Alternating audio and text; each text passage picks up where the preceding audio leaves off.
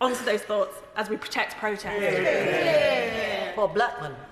Deputy Speaker, and I rise to consider Lord's Amendments 89 and 146, and Government obviously acting in lieu of those. And I congratulate my honourable friend for their speeches on this subject. And I declare my interest as the co-chairman of the all-party group for ending homelessness in this country. There are two aspects to the Vagrancy Act. The first, of course, is being homeless.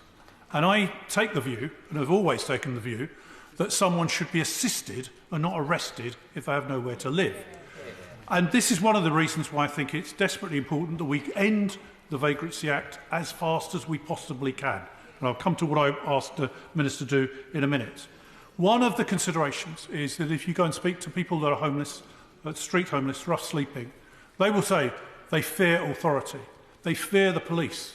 They should not fear the police. The police should be able to assist them and try and direct them to charities or other bodies that can assist them to find a secure place to live, instead of being threatened with either moving on or alternatively literally being arrested.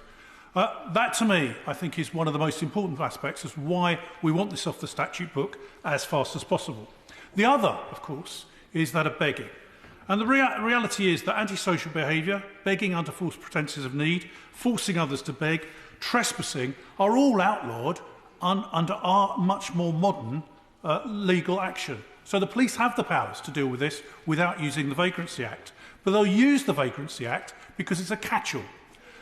And when we talk about the number of offences, in 2014, 2,219 people were prosecuted under the Vagrancy Act, but in 2019 this dropped to 742, demonstrating we don't need it anymore and we need to get rid of it.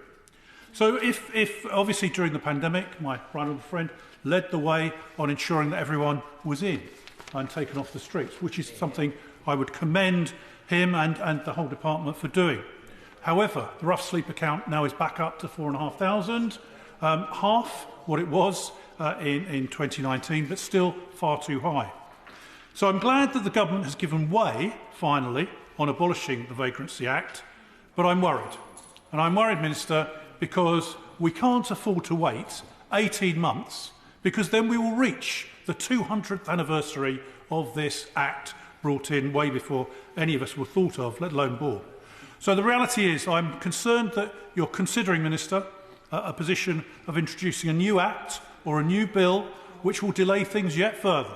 So can you give us some assurances tonight, sorry, Madam Deputy Speaker, that he is going to make sure that the consultation is very short, I see no reason to extend it beyond 4 weeks, and then introduce it and get rid of this Act once and for all? Speaker, and I'd like to start